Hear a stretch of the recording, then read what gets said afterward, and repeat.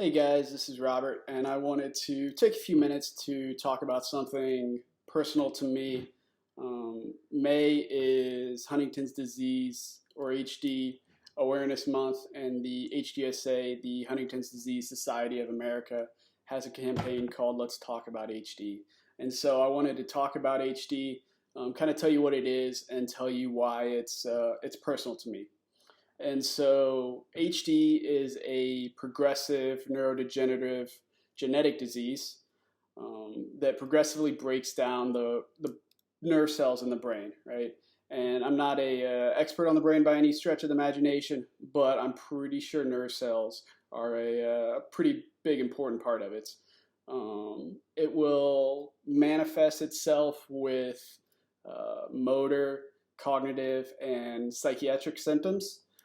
The easiest and most common way to describe it is if you can imagine having Alzheimer's, ALS, and Parkinson's disease all at one time, right? And so it's pretty crazy disease. Some of the things it'll cause a change of personality and behavior to where someone that was a happy, outgoing person becomes angry and disengaged from everything, and massive cognitive decline, coordination problems, mood swings, depression is a big one, impaired judgment to where you're all of a sudden, people that made sound judgment before start doing things that don't make a lot of sense. The ability to walk and talk declines or taken away completely. Memory issues. Involuntary movement is another big one. That's also sometimes that's often called chorea. Um, and so it's a pretty rare disease. There's only about 40,000, a little over 40,000 people that are symptomatic in the U.S. That's not a whole lot. And then there's another couple 100,000 that are at risk for developing HD, right? And so it is a inherited family disease, which means that it's going to be passed on from a parent. So if one of your parents has HD, then you are at a 50-50 risk of testing positive and having it yourself, right? And if you test positive, it means you're going to get the disease eventually. There's no if, ands, or buts about it, right? If you have it, you're going to get it. And so, if you live long enough to get to that point, it's going to be the main reason for your death, right? And so, onset typically between your 30 and 50 years old is when it starts to show symptoms, and then death. We said it was progressive, so it's normally between 10 to 20 years is when it'll progressively get worse and worse until something else as a cause of is like pneumonia or choking or heart failure, respiratory complications, and or suicide are often some of the more common ways people with HD end up dying, right? And so oftentimes in the final stage of HD, you end up being completely dependent on others with around the clock care because you're not capable of doing most things on your own, right? And so it's very individualistic. Some people have symptoms that will progress a lot faster than others, right? And some, might not make it to 10 years, while some will make it to 25 and 30 or 40 years, right? It's more of an average or a common time frame, though, right? And some people's symptoms are going to be a little bit worse. Some people are going to have worse cognitive symptoms than they will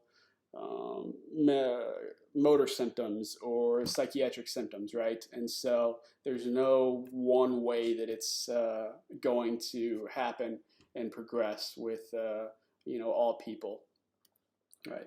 And so there is a second type called juvenile HD, which is the same mostly as regular HD, as adult HD, but it typically occurs, in someone that's younger, and it typically progresses a lot faster than normal, right?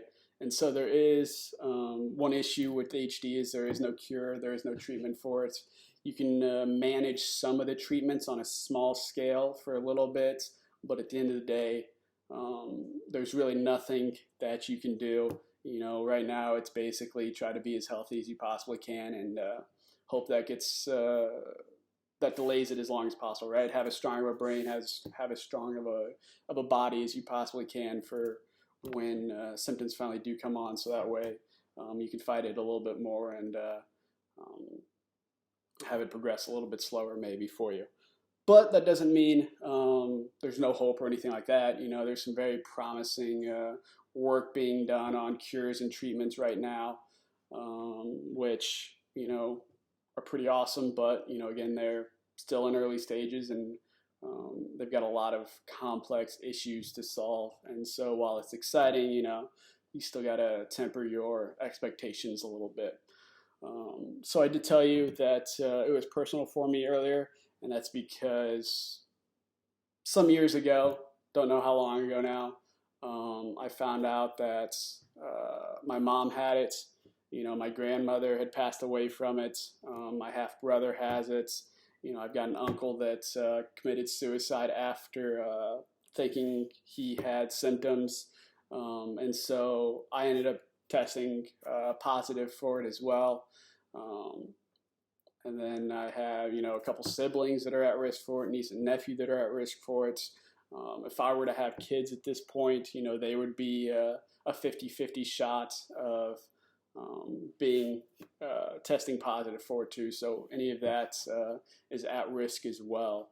And so, that's kind of a quick rundown of what it is and how it affects me, and why I think it's important to spread awareness about it, right? And so, if you want more information, you can reach out to me. I'm happy to talk about it at any point in time. But you can also look at hdsa.org, which is the Huntington's Disease Society website. And so that's about all I got. Thanks for taking a few minutes to listen to what I got to say, and if you can share and bring more awareness to more people, I would greatly appreciate it. Thanks.